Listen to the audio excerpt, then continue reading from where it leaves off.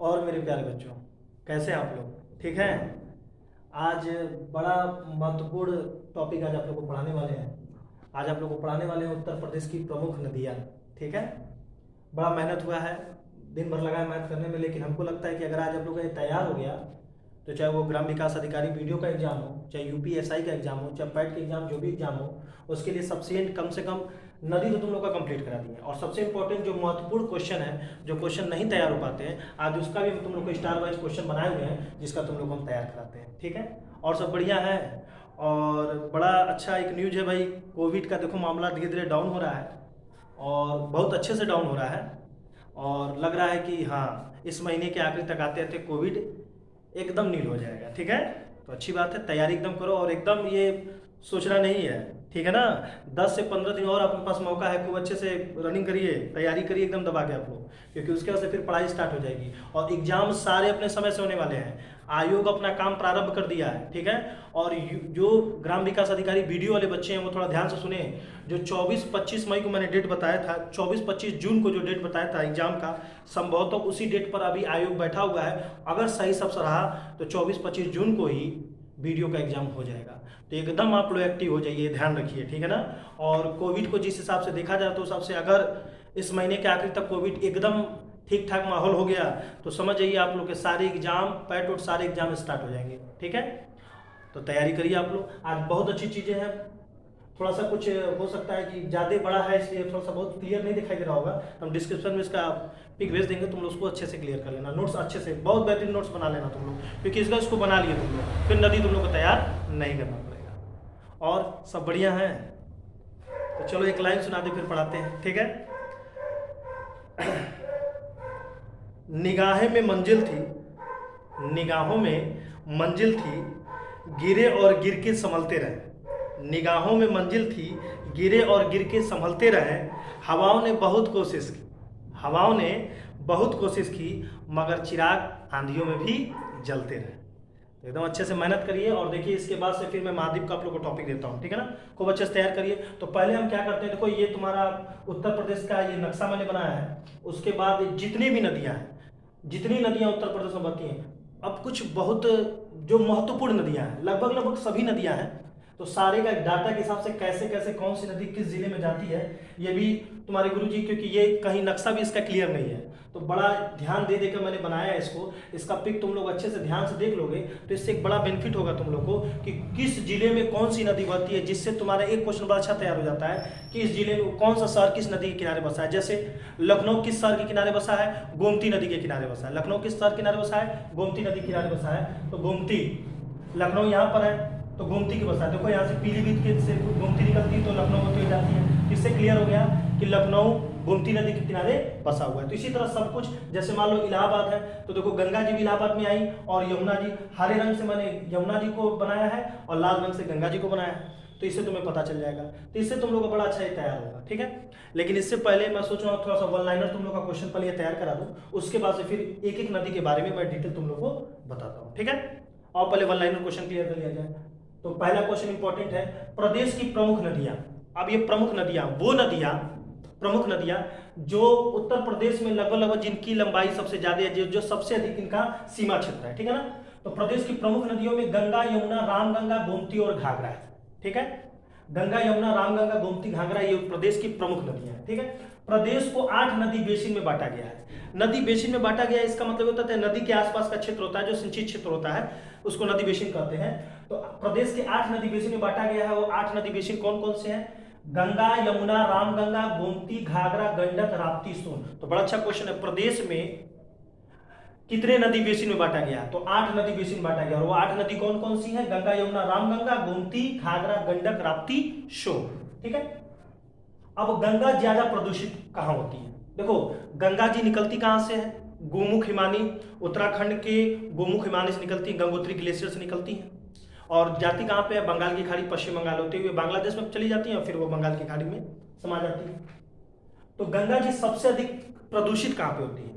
तो गंगा जी सबसे अधिक प्रदूषित होती है कन्नौज से लेकर वाराणसी तक। कहां से लेकर? कन्नौज से लेकर वाराणसी तक। तो यहां देखिएगा कन्नौज, यहाँ गंगा जी, और यहां से लेकर वाराणसी यानी यहां तक, यानी ये जो हिस्सा है ये सबसे प्रदूषित हिस्सा है। क्यों प्रदूषित? क्योंकि कन्नौज के बाद ये कानपुर नगर वगैरह आते जब आते हैं तो पूरे जितने भी कारखाने उखाने के पानी सारे इसी में आ जाते हैं, ठीक है। तो गंगा ज्यादा प्रदूषित होती है कन्नौज से वाराणसी तक। Ganga river basin management and studies centre कहाँ पे? बड़ा अच्छा क्वेश्चन है, एक और सुनिएगा। Ganga river basin management and studies centre कहाँ पे है? आईआईटी कानपुर में, ठीक है ना। आईआईटी कानपुर में इसका स्टडीज सेंटर है गंगा रिवर बेसिन मैनेजमेंट का। उत्तर प्रदेश की सबसे लंबी नदी, उत्तर प्रदेश की, देखो भारत की सबसे लंबी नदी कौन है?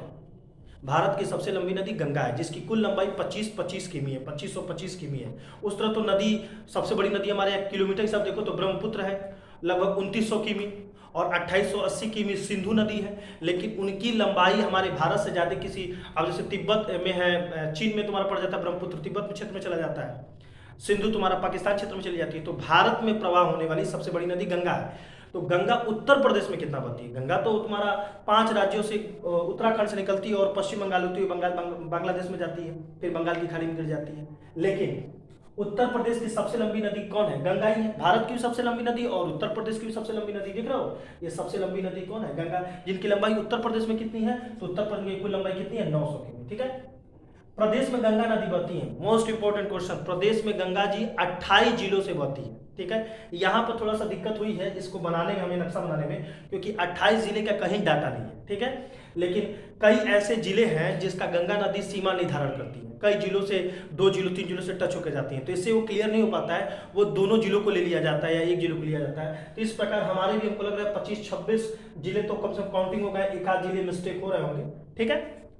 तो देखिएगा, प्रदेश में गंगा नदी बहती कितने जिलों में? 28 जिलों में बहती है।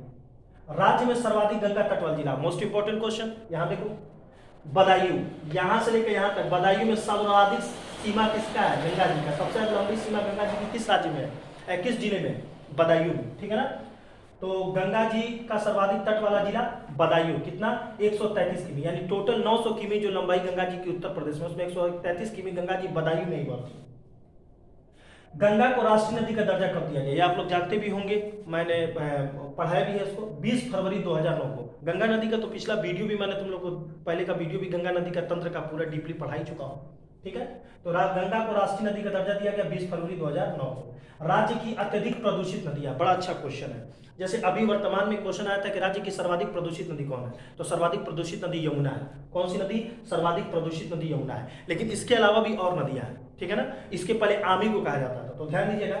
अब जैसे तुम्हारे एग्जाम में क्वेश्चन आ जाए, ठीक है ना, जो भी आ जाए उसको क्लियर कर सकते हो। राज्य की अत्यधिक प्रदूषित नदियां में हिंडन, यमुना और आमी तीनों आती है, ठीक है ना। प्रदेश में यमुना नदी बहती है कितने जिलों से होकर?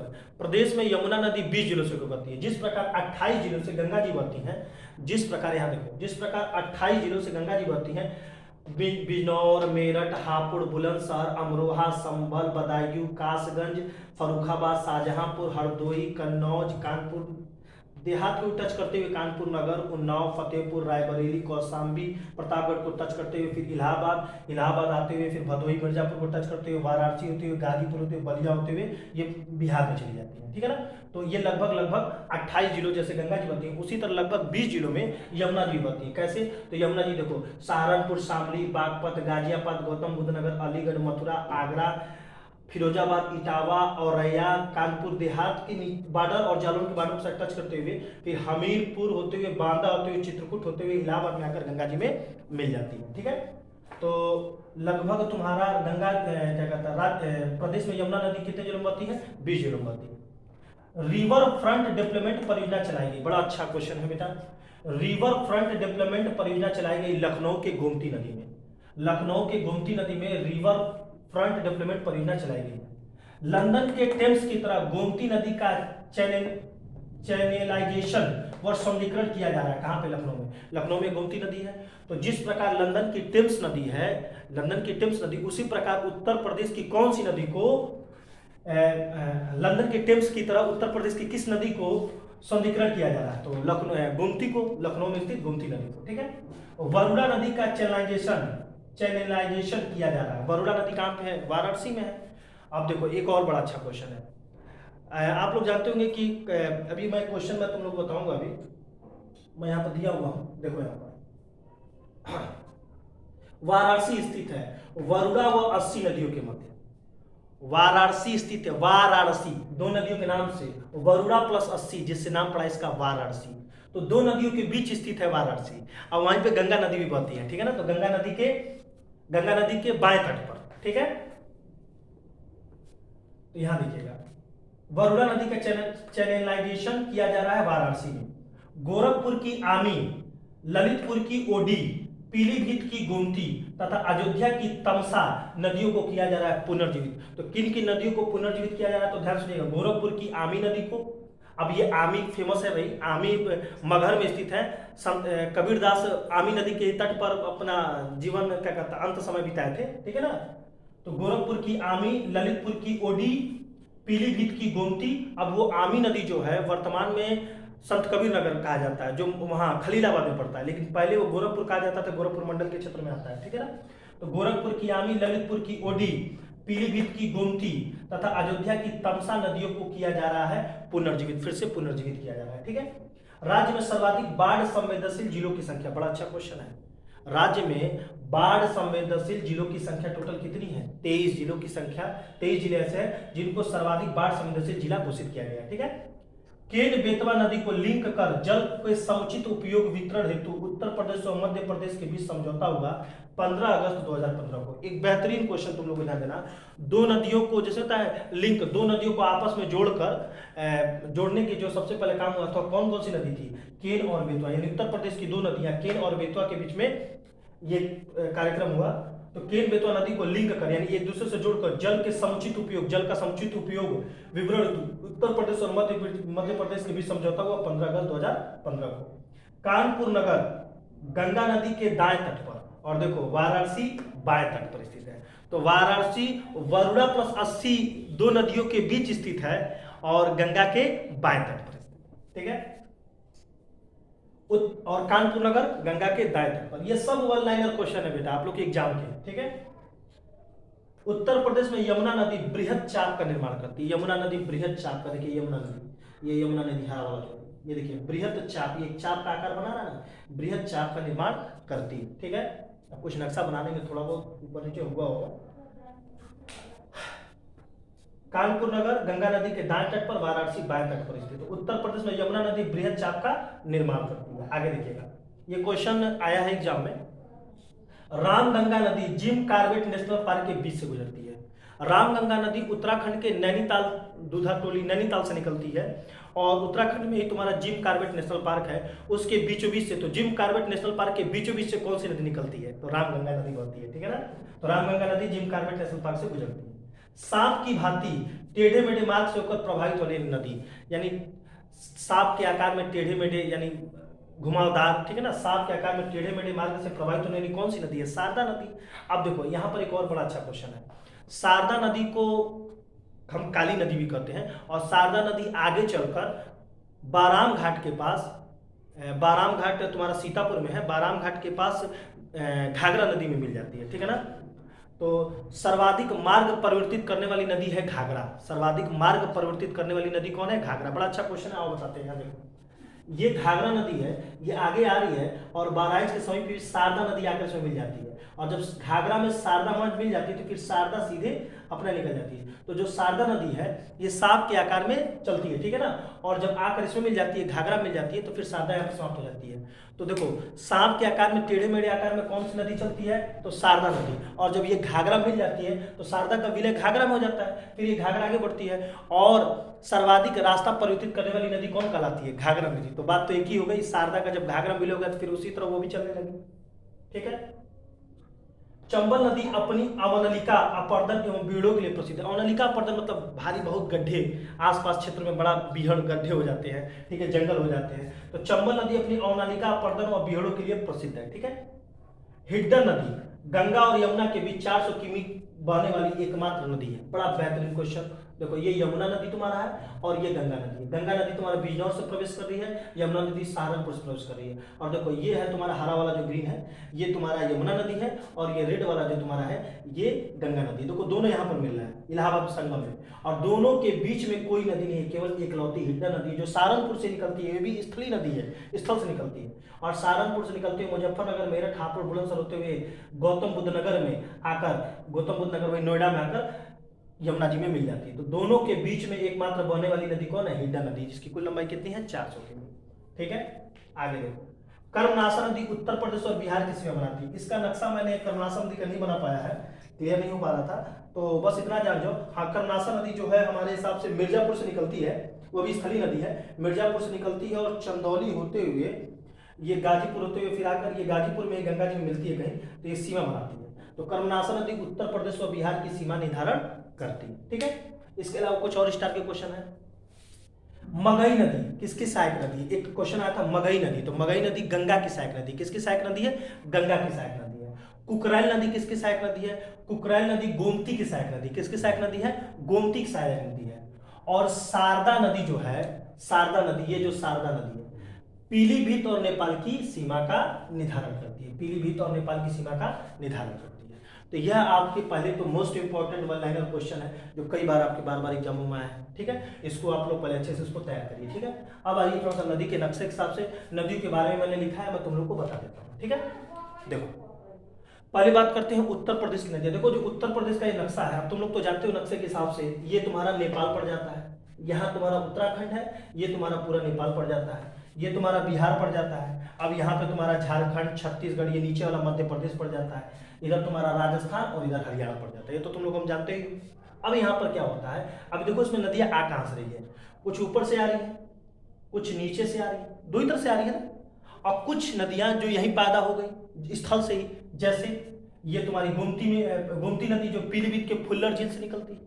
ठीक है, जैसे अभी मैंने तुमको बताया हिड्डा नदी जो सहारनपुर के स्थलीय क्षेत्र से निकलती है। ठीक है, तो कुछ नदियां ऐसी हैं जो यहाँ के स्थल से ही निकलती हैं। ठीक है, अब यहाँ ध्यान देना, तो जो ऊपर से नदी आती है वो हिमालयी नदियां कहलाती है, क्योंकि नेपाल से निकलती है, तो नेपाल भी हिमालय है, उत्तराखंड पे भी हिमालय का क्षेत्र है, तो ये हिमालय से आने वाली नदियां। और जैसे हिमालयी जो नदियां होती है वो वर्ष भर जल इसमें भरा होता है। ठीक है ना, और ये जो नीचे से आ रही है, ये मध्य प्रदेश से जो सट के आ रही है, ये कौन सी नदियां हैं? ये विंध्य के पठार क्षेत्र से आ रही है, क्योंकि पठारी क्षेत्र तो पठार से आने वाली नदियां हैं। ठीक है, तो देखो हिमालय, उत्तर प्रदेश की प्रमुख नदियों में हिमालय से निकलने वाली नदियां कौन कौन सी है? याद दिमाग में रखना पड़ेगा, क्योंकि क्वेश्चन आएगा, पूछेगा कि किस हिमालय से निकलने वाली कौन सी नदियां।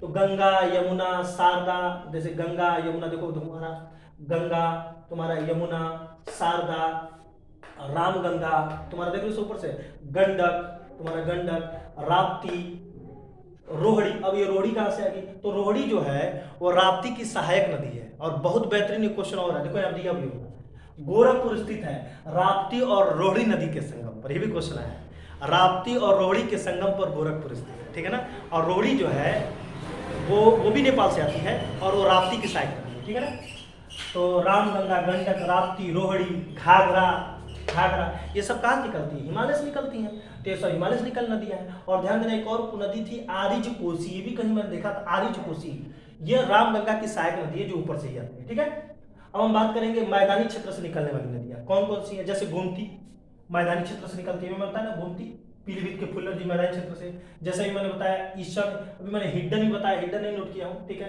हिड्डन है। उसके अलावा ये सब याद होना चाहिए, जैसे गोमती, वरुणा, सई, ठीक है, पंडो, ईसर। ठीक है, ये सब नदियां कौन है? जो मैदानी क्षेत्र से निकलती है। और विंध्य के पठार से, यानी नीचे से जो निकलती है। ठीक है ना, तो नीचे से मतलब नहीं है, ये जो विंध्य के पठार से निकलती है। तो इसमें से कौन कौन सी नदी निकलती है? जैसे सोन, रिहन, टोंस, केन, चंबल, बेतवा, कन्हार। तो ये सब नदियां सोन, टोंस, केन, बेतवा, चंबल, सिंध, ये सब नदियां जो है विंध्य के पठार से निकलती हैं। तो ये तुम्हारा एक रेंज हो जाता है, हिमालय से निकलने वाली नदियां, मैदानी क्षेत्र से निकलने वाली नदियां, और विंध्य क्षेत्र पठार से निकलने वाली नदियां। ठीक है, अब तुम लोग को अब इस पे नदियों के बारे में बताते हैं। सबसे पहले हम बात करेंगे गंगा नदी की। किसकी बात करेंगे? गंगा नदी की। देखो गंगा नदी तुम्हारा यहाँ बिजनौर से प्रवेश करता है। अब ये गंगा नदी के बारे में तुम लोग पूरा डीपली जानते हो, पढ़ाई भी है। उत्तराखंड के गोमुख हिमानी से, गंगोत्री ग्लेशियर के गोमुख हिमानी से ये निकलती है। और इनको बारे में तुम लोग जानते होंगे कि ये आगे बढ़ती हैं और देवप्रयाग में, ये जहाँ से निकलती वहाँ नाम, इनका मूल नाम है भागीरथी, वहाँ से निकलती हैं और देवप्रयाग में इनसे अलकनंदा मिलती है और इनका नाम क्या पड़ता है? गंगा पड़ता है देवप्रयाग में। ये उत्तराखंड में है और वहाँ से आते हुए सबसे पहले स्थल पर प्रवेश करती है हरिद्वार में। उसके बाद से उत्तर प्रदेश के सबसे पहले किस जिले में प्रवेश करती है? बिजनौर में। तो ध्यान दीजिएगा, गंगा जी उत्तर प्रदेश के बिजनौर में प्रवेश करती हैं और निकलती हैं बलिया से, यानी आखिरी जिला कौन सा है? बलिया।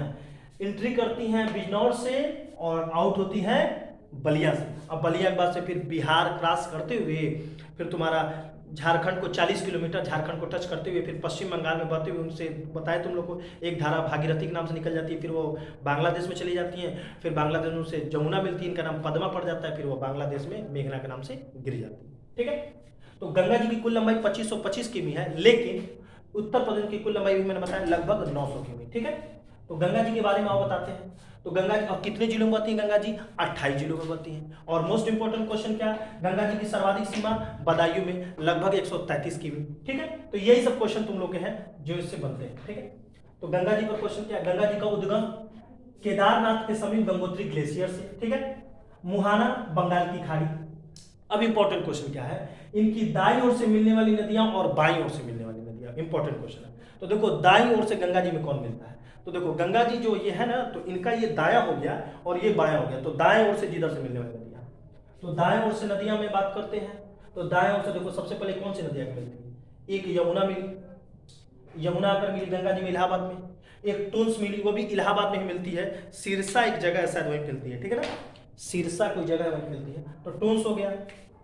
बस दो ही, ये भी जान जाओ, एक यमुना और एक टोंस, बस यही दो नदी, इनके दाहिने तट से दो नदियां मिलती है। क्योंकि इसके बाद अब जैसे मान लो सोन है, तो सोन जो नदी है वो मिर्जापुर को टच करते हुए सोनभद्र होते हुए फिर हमारे यहाँ से निकल जाती है, सोनभद्र को क्रॉस करते हुए फिर वो बिहार चली जाती है, बिहार में आगे चलकर पटना में मिलती है गंगा जी में, तभी ना बोलते हैं पटना गंगा और सोन के संगम पर स्थित है। ठीक है ना, तो एक तरह से देखा जाए कि अगर उत्तर प्रदेश की बात करें तो गंगा जी के दाहिने तट से केवल दो ही नदी मिलती है, एक तुम्हारा कौन सी हो जाएगी यमुना, और एक नदी आगे डायरेक्ट मिलती है टोंस। ठीक है, तो कौन कौन सी नदी हमने लिखा है, यमुना, टोंस, चंद्रभागा और कर्मनाशा। तो अभी देखो कर्मनाशा के बारे में मैंने बताया था तुमको, जो ये भी स्थलीय नदी है जो मिर्जापुर से निकलती है और आगे गंगा जी मिल जाती है, देखिए नदी हो गई, और एक चंद्रभागा भी नदी है। तो चार नदी ऐसी हैं जो दाएं से मिलती है उत्तर प्रदेश में। और बाईं ओर से कौन कौन सी नदी मिलती है, तो देखो बाईं ओर से कौन कौन सी, बाईं ओर से यानी ये बायां वाला, इधर से कौन सी नदी मिलती है, तो सबसे पहले गंगा जी मिलती है, रामगंगा नदी, कहाँ पे, कन्नौज में मिलती है एक नदी,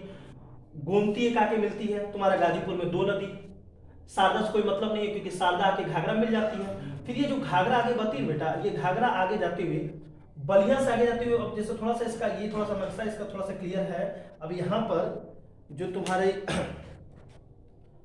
ये बलिया में जो थोड़ा सा इसको टच करती हुई यहाँ पे मिलती है, छपरा मिलती है। ठीक है ना, तो बलिया के बॉर्डर पे छपरा मिलती है घाघरा, तो इनको भी जोड़ लेते हैं। तो तीन नदी तुम्हारे हिसाब से, एक रामगंगा, ठीक है, एक गोमती तुम्हारा, गोमती जो गाजीपुर में, और एक घाघरा तुम्हारा। उसके अलावा गंगा जी में डायरेक्ट कोई नदी नहीं है, तो तीन नदियां इधर से मिलती हैं। ठीक है ना, तो ध्यान रखना है रामगंगा, गोमती और घाघरा। ठीक है, राज्य में प्रवेश इनका किधर से होता है, बिजनौर से होता है। ठीक, तो ये थी गंगा नदी के बारे में।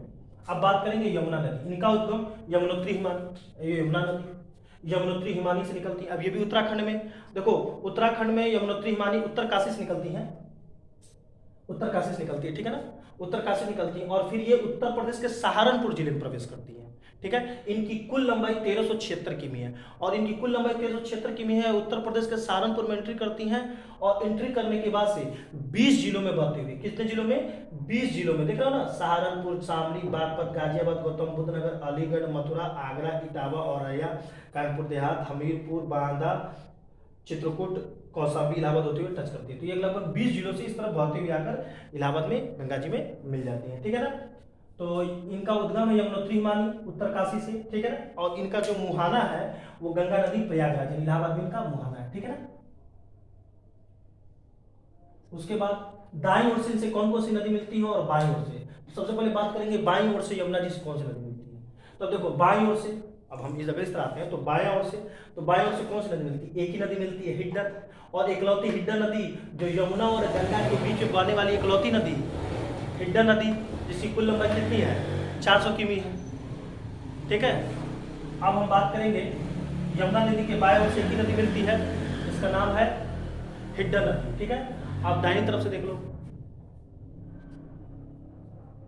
दाईं ओर से सिंध, चंबल, बेतवा के, सिंध, चंबल, बेतवा के। अब दाईं ओर से देखो, चंबल आकर मिली यमुना जी में इटावा के पास, सिंध आकर मिली जालौन के पास, इसके अलावा बेतवा आकर मिली हमीरपुर के पास, उसके अलावा केन आकर मिली बांदा के पास। तो चार नदियां, चंबल, सिंध, बेतवा, केन, ये चारों नदी दाएं तरफ से किसे मिलती हैं, यमुना जी मिलती है, जो इनकी सहायक नदी है। ठीक है, इनका प्रवेश यमुना जी का प्रवेश किधर से होता है? सहारनपुर से प्रवेश होता है, ठीक है। इनकी कुल लंबाई कितनी है? 1376 किमी, ठीक। आगे देखते हैं, अगली बात करते हैं हम घाघरा। घाघरा नदी, घाघरा के बारे में ये है, घाघरा जिसके बारे में बात कर रहे थे, घाघरा नदी जो है वो क्या कहा जाता है आपका, पर्वतीय इलाकों में इसको करनाली के नाम से जाना जाता है और मैदानी भागों में इसको घाघरा के नाम से जाना जाता है, ठीक है ना। तो ध्यान दीजिएगा, करनाली इसको बोला जाता है। इसका उद्गम तिब्बत के माप चाचुंगो हिमनद से हुआ था। माप, ये तिब्बत से इसका उद्गम हुआ था, किसका? घाघरा का, तिब्बत से हुआ था, ठीक है ना। और इसका मुहाना, इसका मुहाना कहाँ है? तो देखिएगा, घाघरा नदी जब आगे बढ़ती है तो इससे शारदा नदी आकर मिल जाती है। घाघरा की कुल लंबाई 1080 है और शारदा की कुल लंबाई 350 की है। शारदा आकर लखीमपुर खीरी होते हुए, शारदा नदी पीलीभीत और नेपाल की सीमा बनाते हुए खीरी होते हुए सीतापुर के पास एक बाराम घाट जगह है, वहीं पर घाघरा नदी में आकर मिल जाती है शारदा नदी। फिर शारदा विलुप्त हो जाती है और यही घाघरा नदी आगे, इसी शारदा नदी को पुराण पौराणिक कथाओं में इसको सरस्वती के नाम से भी जाना जाता है। तो ये बहराइच होते हुए, गोंडा होते हुए, बस्ती होते हुए, अम्बेडकर नगर होते, आजमगढ़ होते, मई होते हुए यही घाघरा नदी। और ध्यान दीजिएगा, जब ये फैजाबाद आती है ना तो यही घाघरा नदी का नाम सरजू पड़ता है, ठीक है। अयोध्या सरजू नदी किनारे स्थित है, फैजाबाद आधुनिक नाम अयोध्या, ठीक है।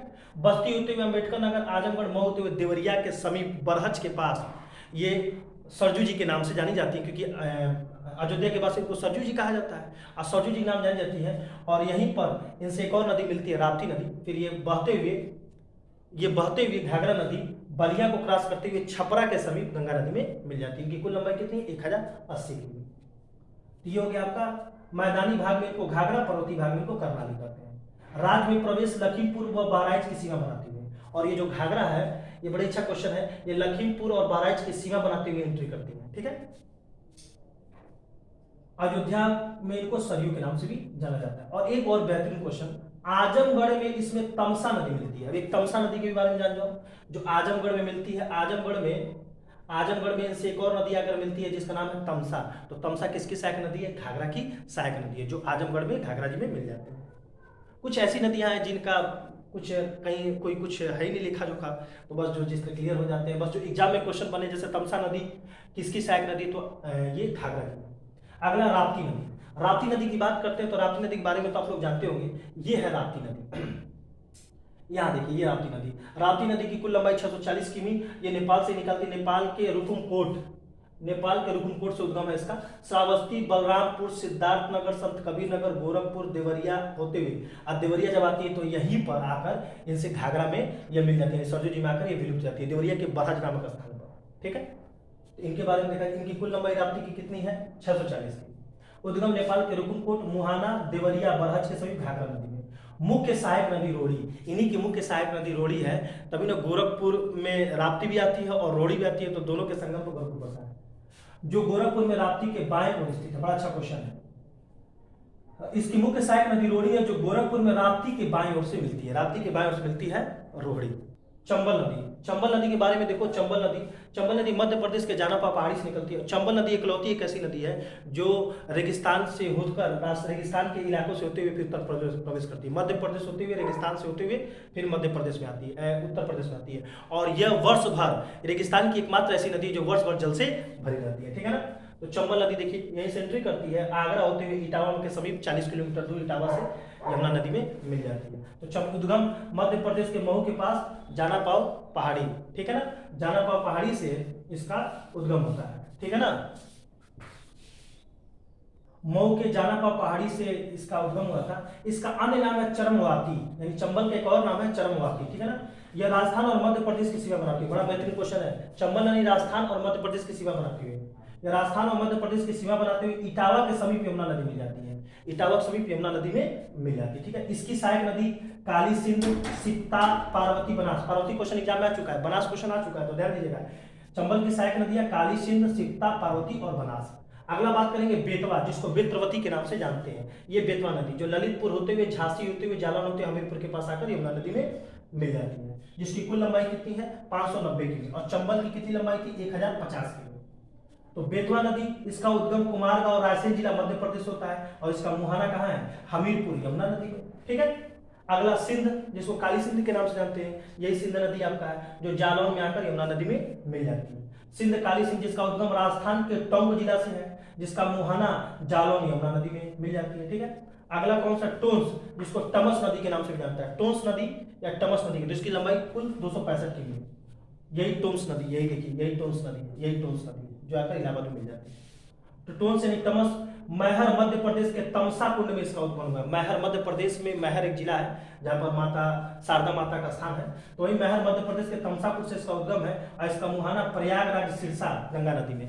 बड़ा अच्छा क्वेश्चन है। गंगा नदी में यमुना भी आकर इलाहाबाद में गंगा नदी में मिल जाती है और टोंस नदी भी आकर इलाहाबाद में गंगा नदी में मिल जाती है, ठीक है ना। सिरसा एक जगह है, वहीं पर आकर गंगा जी में मिल जाती है। प्रमुख सहायक नदी, और टोंस की प्रमुख सहायक नदी है बेलन नदी। कौन सी नदी, बेलन नदी, ठीक है ना।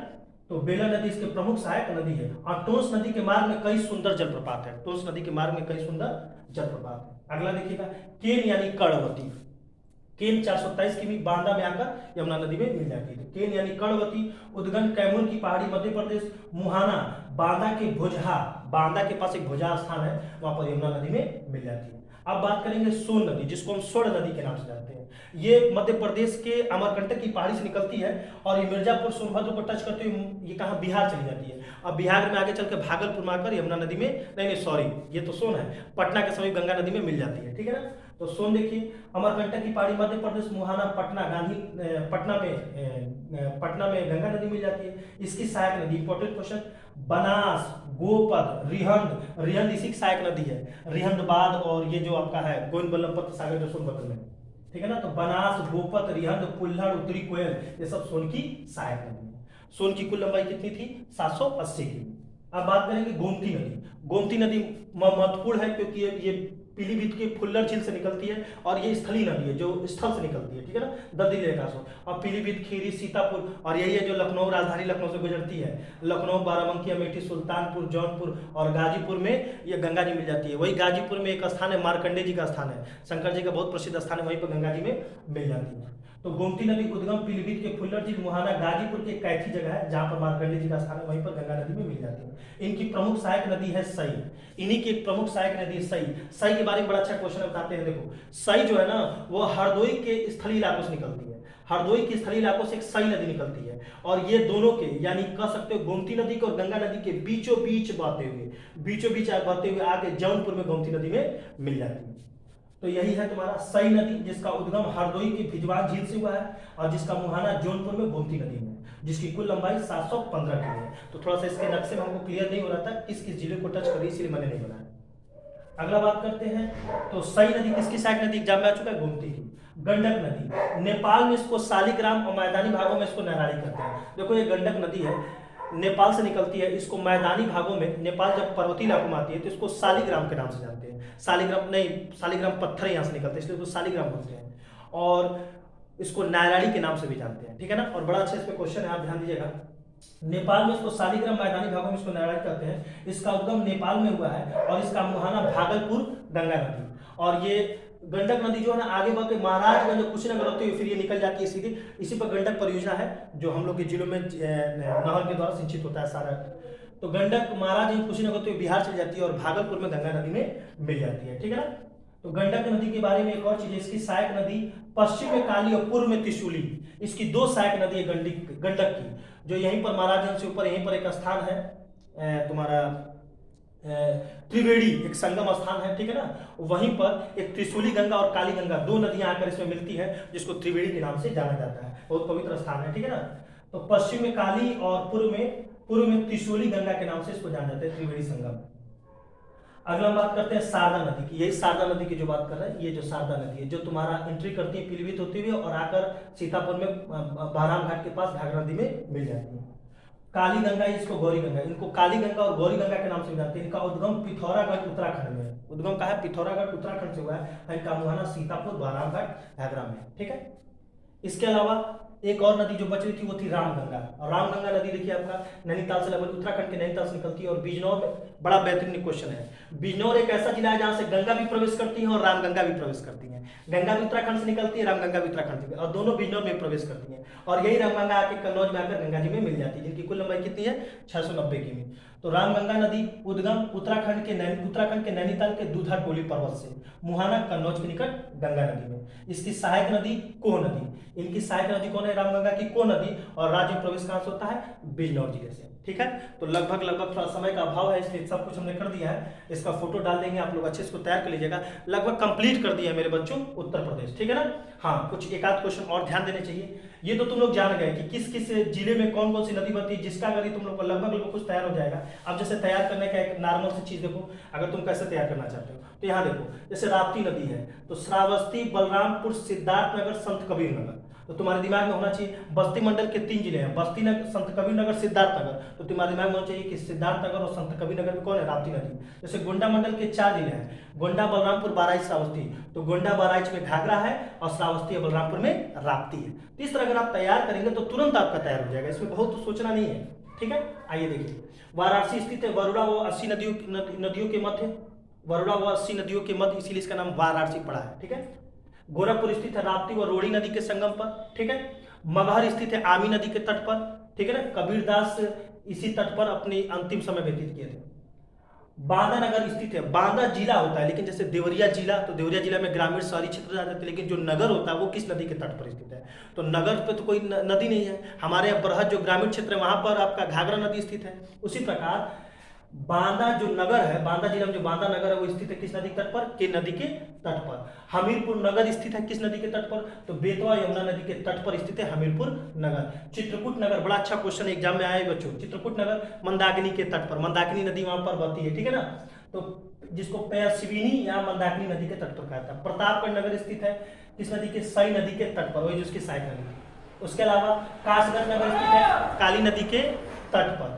इसके अलावा मेरठ और गाजियाबाद हिड्डन नदी के तट पर, वही हिड्डन नदी जो इकलौती ऐसी नदी यमुना और गंगा के बीचों बीच बहती है, ठीक है। उसके अलावा लखनऊ, सुल्तानपुर, जौनपुर किस नदी के तट पर स्थित है, गोमती नदी के तट पर स्थित है। तो मेरे बच्चों इसको खूब अच्छे से आप लोग तैयार कर लीजिएगा, ये हम कंप्लीट कर दिए। लगभग हमको लगता है कि अगर ये आपका तैयार है तो उत्तर प्रदेश जो भी आप जिस लेवल की आप तैयारी कर रहे हैं काफी है। अगर आपका ये तैयार है तो लगभग हाँ, इस पर थोड़ा सा विशेष ध्यान देकर इसको ध्यान दीजिएगा, ठीक है। और 2-3 दिन में फिर मैं महाद्वीप का अगला एक स्टेज स्टार्ट करता हूँ, और हमको लगता है कि जिस हिसाब से हिसाब किताब ठीक चल रहा है कोरोना का, तो 10-15 दिन और मेरे बच्चों फिर तैयारी एकदम जबरदस्त हो जाएगी, ठीक है। एकदम एकदम एक्टिव हो जाओ, और वीडियो ले बच्चे एकदम एक्टिव हो जाओ, क्योंकि हमको क्लियर हो चुका है कि डेट बढ़ेगा नहीं, वही जून के लास्ट में एग्जाम होने की संभावना है। तो आप लोग एकदम तैयारी में लगिए, और पैड भी होगा, और हो सकता है डायरेक्ट लेखपाल की भर्ती भी आ जाए।